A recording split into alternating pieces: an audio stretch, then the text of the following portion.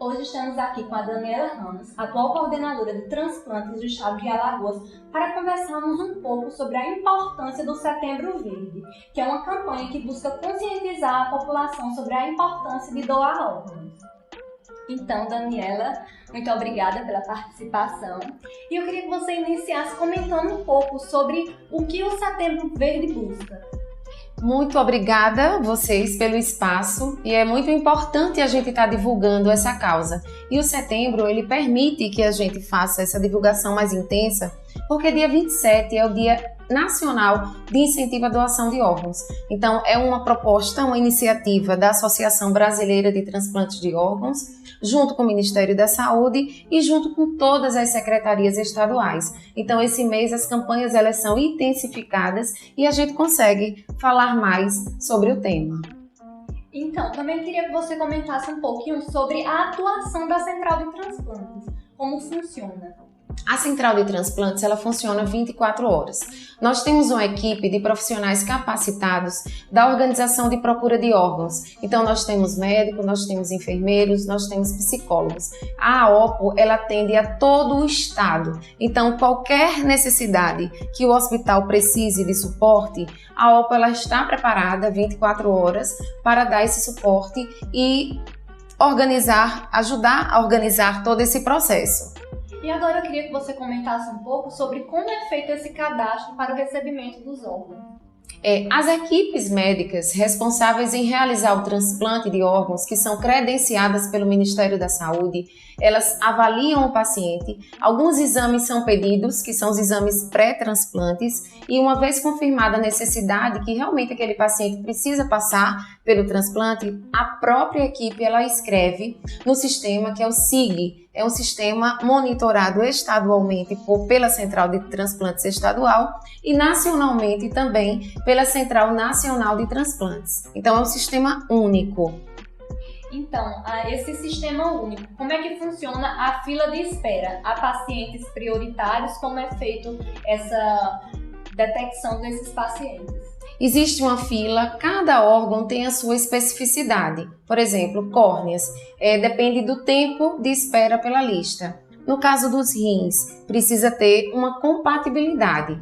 Então, quando a gente tem uma doação autorizada, alguns exames são realizados nesse doador e à medida que a gente inclui no sistema esses exames, o próprio sistema ele faz essa busca ativa e fala para a gente qual é o receptor que vai estar mais propício a receber aquele órgão. E a Central de Transplantes ela aciona a equipe transplantadora para que seja dado o prosseguimento. E o tempo nessa lista de espera varia de acordo com o órgão que o paciente necessita? Varia muito, Vitória, mas assim, a gente tem enfrentado ainda os efeitos da pandemia e essa situação é muito delicada, porque para você ter uma ideia, a nível nacional, nós regredimos para 2014, ou seja, a gente está com índices do ano de 2014. Então a gente vem trabalhando, vem nessa retomada da doação, a gente já observou um aumento na recusa familiar, ou seja, que a família diz um não à doação de órgãos e a gente vem trabalhando. Então a questão do tempo hoje é algo que muito delicado de se falar.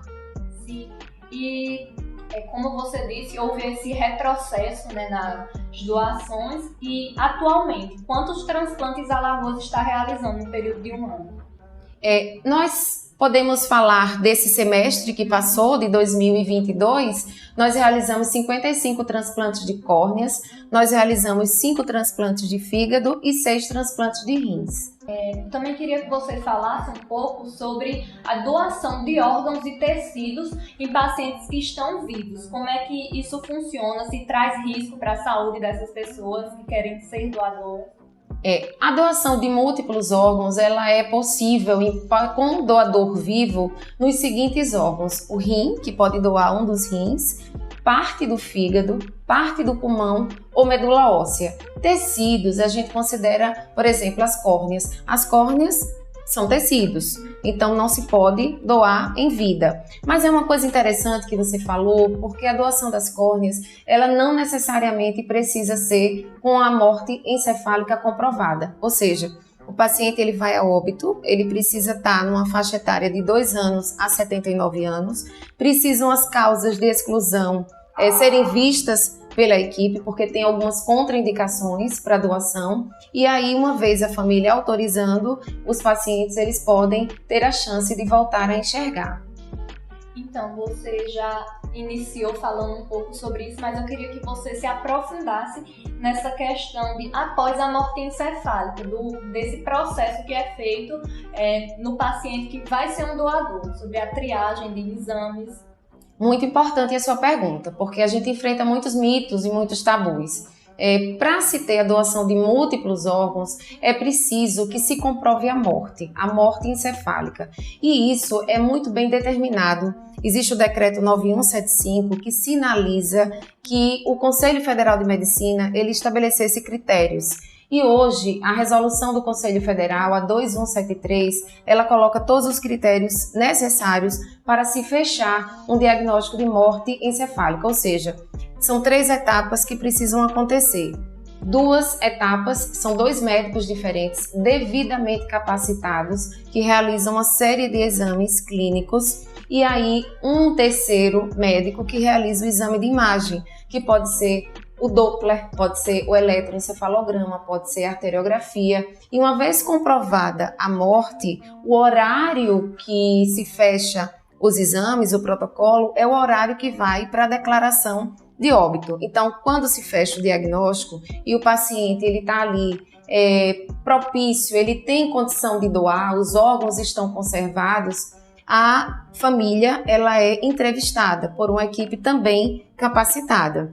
E uma vez que a família autorize essa doação, existe um outro processo, que é realizado outros exames, que são as sorologias. São realizadas as sorologias, é realizado também o RT-PCR para ver a questão do Covid, é realizada a tipagem sanguínea, porque são dados que nós precisamos colocar no sistema, que é o Sistema Nacional, que ele vai fazer a triagem no sistema e vai nos dizer quais os receptores que estão ali factíveis e que são factíveis para receber aquele órgão ou tecido. Então, para finalizarmos a nossa entrevista, eu queria que você falasse um pouco, para você aí que está nos assistindo, sobre quem pode ser um potencial doador e o que ele deve fazer. Hoje, nós precisamos conversar sobre a causa. É muito interessante porque a possibilidade de entrarmos numa fila para precisar de um transplante, ela é muito maior do que a chance de nos tornarmos doador. Então é um assunto que a gente precisa conversar, porque não são doenças raras que levam à necessidade de um transplante.